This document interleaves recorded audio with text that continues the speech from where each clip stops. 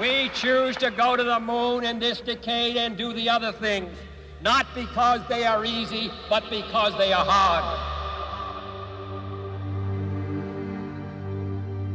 One small step.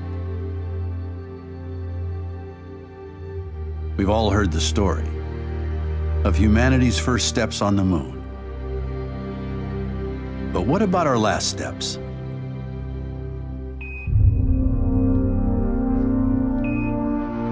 This is Gene, and as I take man's last step from the surface for some time to come, but we believe not too long into the future, America's challenge of today has forged man's destiny of tomorrow.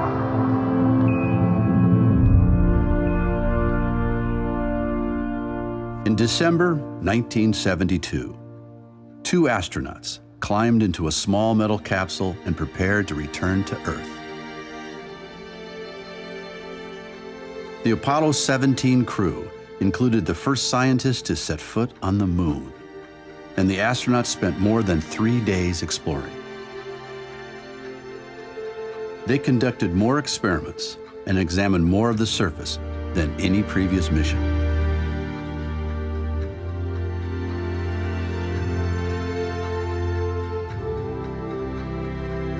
This concluded the Apollo program. More than 10 years' work by 500,000 men and women. In a competition between the United States and the Soviet Union, known as the space race, humanity proved that we could walk on the moon.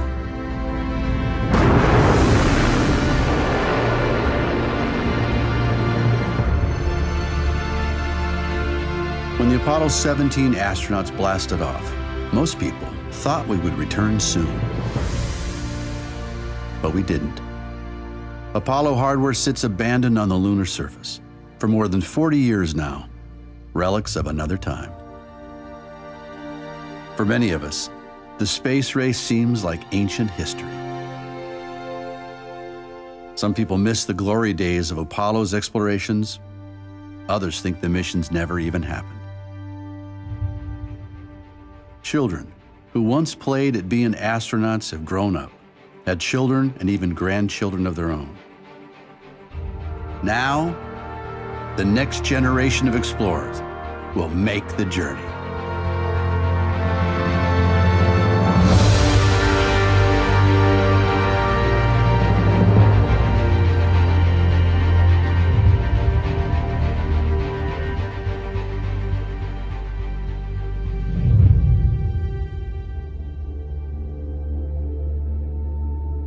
Before humans venture into space, we send our robotic explorers to help us learn what challenges we will face.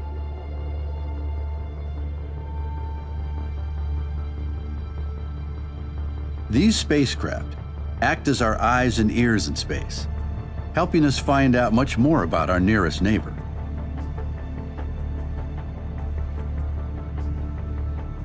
One of the earliest missions, Ranger 9, sent home thousands of images of the moon's surface in the moments before it deliberately crashed. It gave us the first detailed pictures of mountains and craters, helping us identify good landing sites. The Surveyor landers touched down more gently. While the Rangers had just one job, taking pictures, the Surveyors had robotic shovels and other tools. They performed the first experiments to find out what the moon is made of. Next, we sent rovers.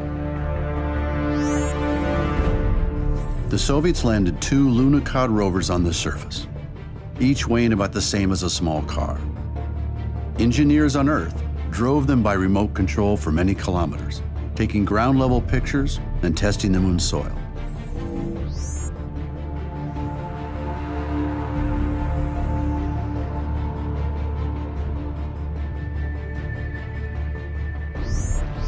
Scientists today still study data and samples from these historic missions.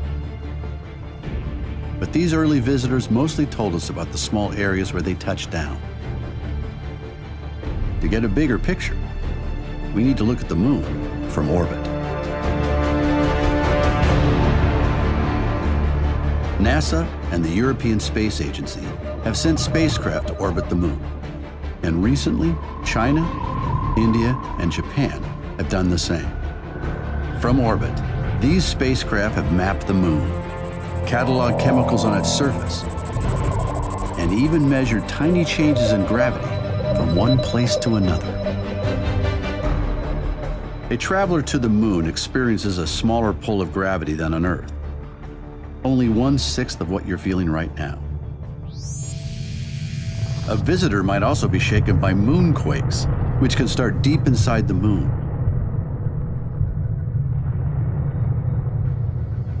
The smaller moon orbits the bigger Earth. One side always faces Earth as it circles once a month. That means most spots on the moon get 2 weeks of daylight, followed by 2 weeks of night.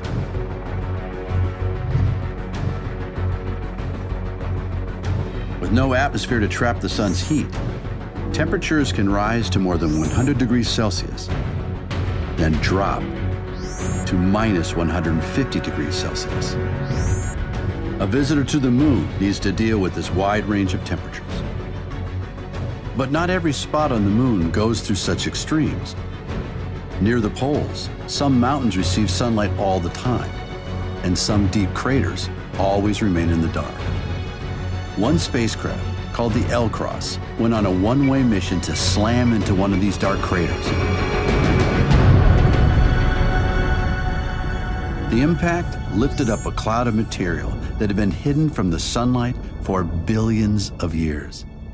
Inside this cloud, the L-Cross detectors discovered pure, frozen water. Water at the poles can help people to live on the moon. We can drink water, of course, use it for growing food, and also break it down into oxygen and hydrogen. Obviously, we need oxygen to breathe, but we can also use oxygen and hydrogen as rocket fuel. The moon has other resources too, including aluminum, iron, gold, even platinum. These can help us out here on Earth, help us survive on the moon, and help us venture to other worlds and beyond. But the moon lies far from Earth, and governments have spent tens of billions of dollars to travel there. Can we find a better, more economical way? What would motivate people to start a new space race? For centuries, people have created prizes to encourage exploration. In the 18th century, the British government offered a reward to improve navigation and to make ocean voyages safer. Nearly 100 years ago, New York hotel owner Raymond Ortigue offered a prize to the first person to fly across the Atlantic non-stop, a first step toward creating global commercial airlines.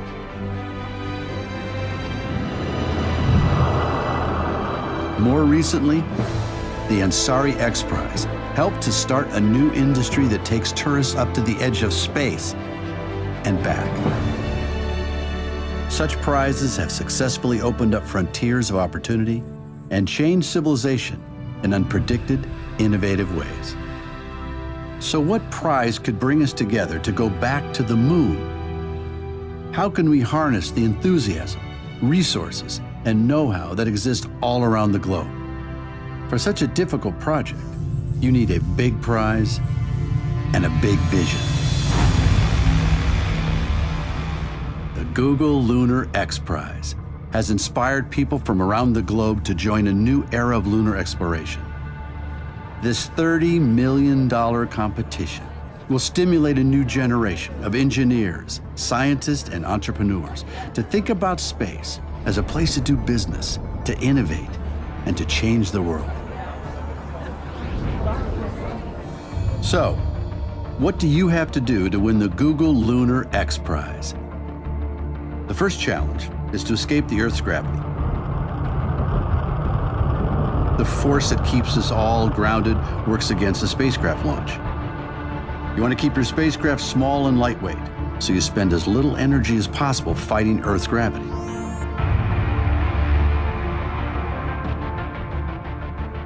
Once you're off the ground, you need to cross the 400,000 kilometers to the moon. One small miscalculation, and your spacecraft could end up missing the moon entirely. On the way, you need to make course corrections to avoid smacking straight into the lunar surface. To get into lunar orbit or begin your descent to the moon's surface, you need to slow down. Slowing down requires firing engines at exactly the right moment for the right length of time, so you need precise calculations to end up in orbit. Then you need to find some place to land. You'll probably want to avoid rocky hills and craters and land someplace flat. After making it to the surface, your craft has to either take off again or release a rover or smaller hopper. Then, whether it flies, hops, rolls, or roves, your spacecraft has to travel a distance of 500 meters. To claim the Google Lunar X Prize, you must now initiate your mooncast, take video and pictures, and send them back to Earth so we can all share what your spacecraft can see.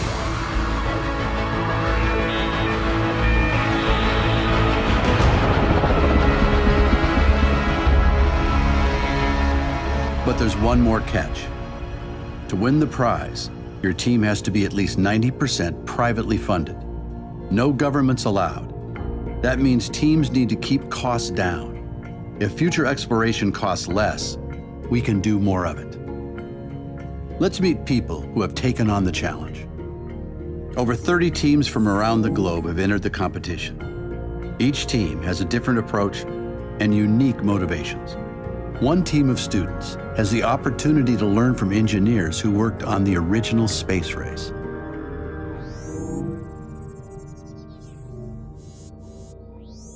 I'm Ruben with Team Omega Envoy. We are in Orlando, Florida, and our rover name is Sagan. And the cool thing about Sagan is that students are getting to design the rover, and they're also building it. So they get to send a piece of them to the moon.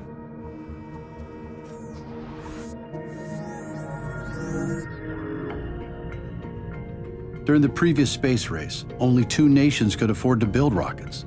Today, a global industry has made access to space much more affordable. We are Barcelona Moon Team, and when we were selecting our launcher, we had several options. We had the European Vega, we had the Russian Dnieper, and the American Falcon 9.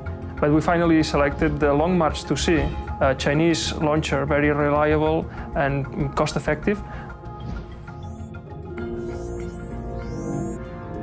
Without government funding, teams have to find ways to raise money. Most teams rely on volunteers from many disciplines.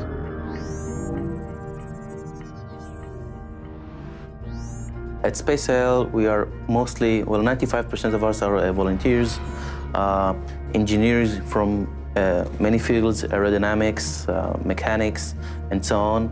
And there's me, I'm a neuroscientist. For the last 10 years, I was studying the brain, how the brain produces movements. In the spacecraft, it's the same. Inputs are getting inside from different sensors, getting processed, and then a command is issued to the engines just instead of the muscles. Keeping the mass of a spacecraft small reduces the cost of a launch, forcing teams to explore compact and creative designs.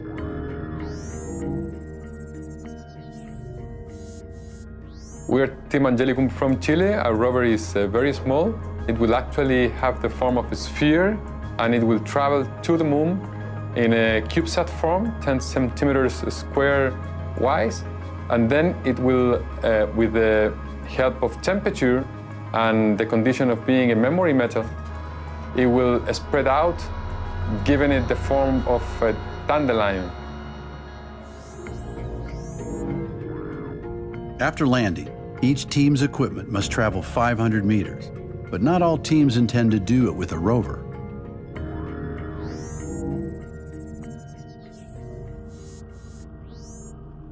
Penn State Lunar Alliance spacecraft has been designed to be as simple as possible. in order to accomplish this mission, no more or less complex than we need to land on the surface of the moon, since the spacecraft can already fly, take off again and fly 500 meters to a secondary landing site, where it's going to take beautiful video and images of the surface of the moon, return them to the Earth for all of us to see, and then Penn State will win the Google Lunar X Prize. Some of the spacecraft's finely tuned sensors will give us a new look at previous landing sites, perhaps winning the Heritage Bonus Prize in the process.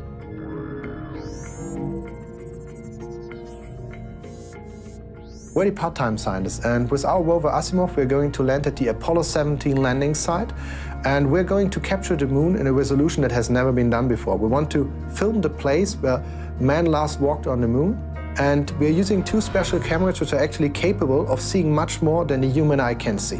So we can do a lot of science, but also see the moon as it is today.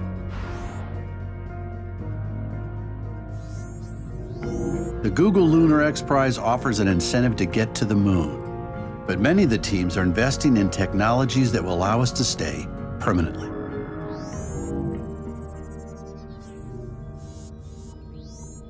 Astrobotic is sending Polaris to the pole of the moon. One of the major challenges is when the sun is out, it's hot. When the sun sets, it's very cold. The cold can get down to liquid nitrogen temperatures, which is many, many, many degrees below zero. We've found technologies and are developing technologies that can survive that night and start up when the sun comes up the next day.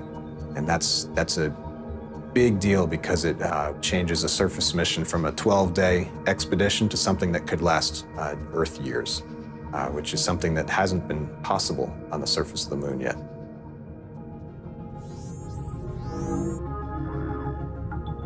Finally, to compete for the $20 million grand prize, these teams must make their attempt before the competition deadline.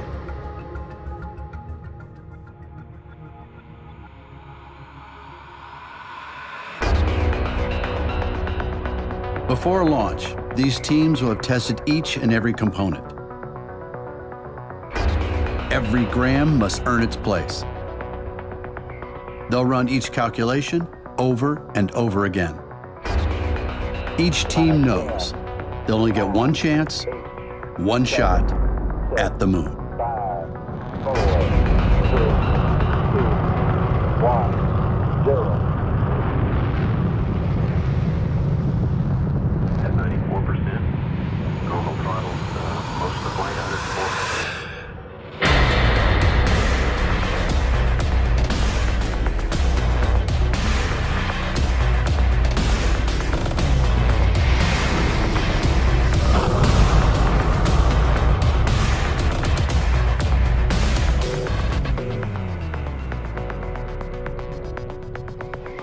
Who will make this daring attempt to win the prize? Which spacecraft will survive the 400,000-kilometer journey? Which team is going to land on the moon?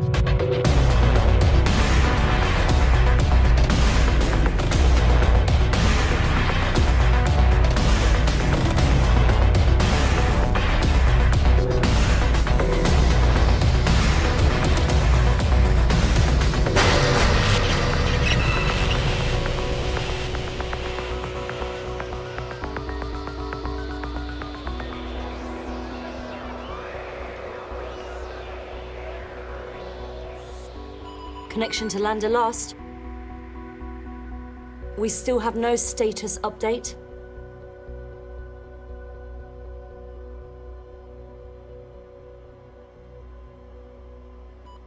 Signal acquired. Confirmed. We're down safe and on the moon. Well done, guys.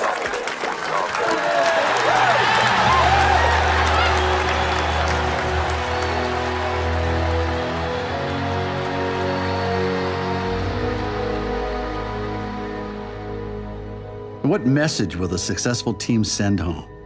The first word sent from the lunar surface in more than 4 decades. But the race hasn't ended yet.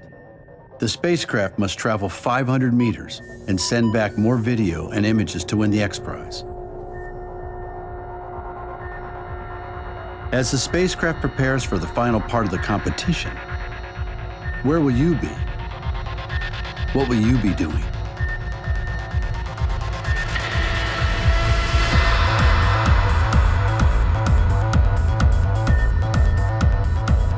Will you be cheering on your team? Will your team take the prize?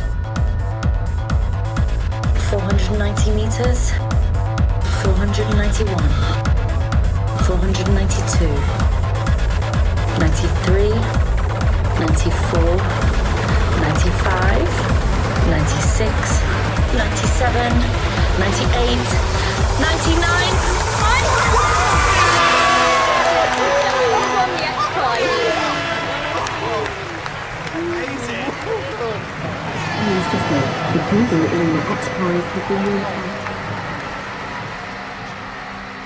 These tiny robotic spacecraft will lead the way, not just from Earth to the moon, but from the present to the future. I can't believe how far we had to walk, but we found it. And still in the same spot where it won the X Prize. Huh, I thought it would be bigger. Hey, it had some tough competition to win the prize. Sometimes smaller is better. This is so cool.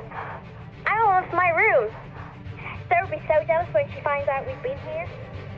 Our robots will lead the way, but they'll soon need humans to help explore our sister world.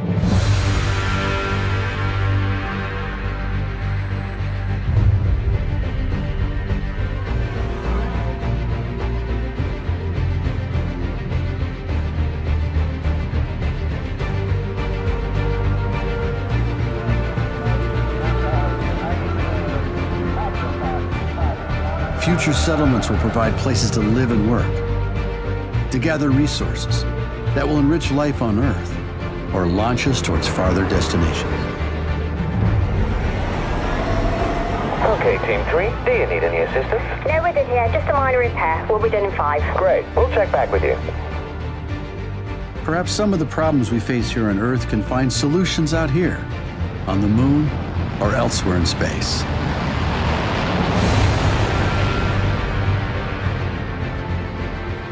We can look to the stars with hope and promise. The journey from the present to the future begins with a few short voyages, fueled by humanity's competitive spirit.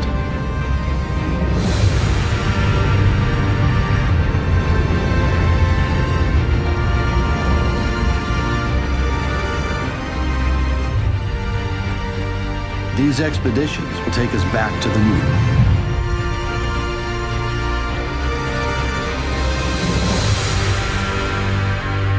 For good.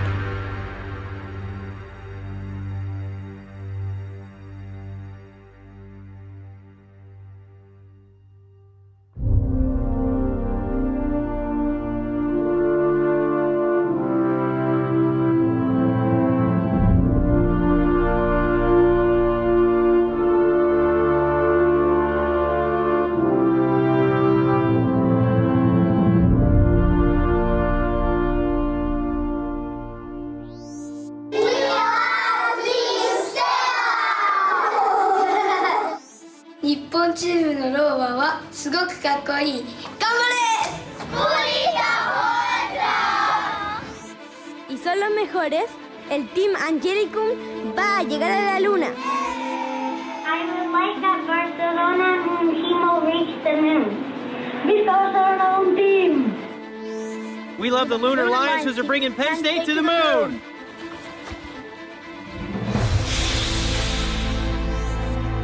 I like the Team Italia because they have something we have nicknamed the yellow tarantula because it kind of looks like a tarantula except it has 6 legs. We love Team Astronauts! I think if I was in the competition, I would win.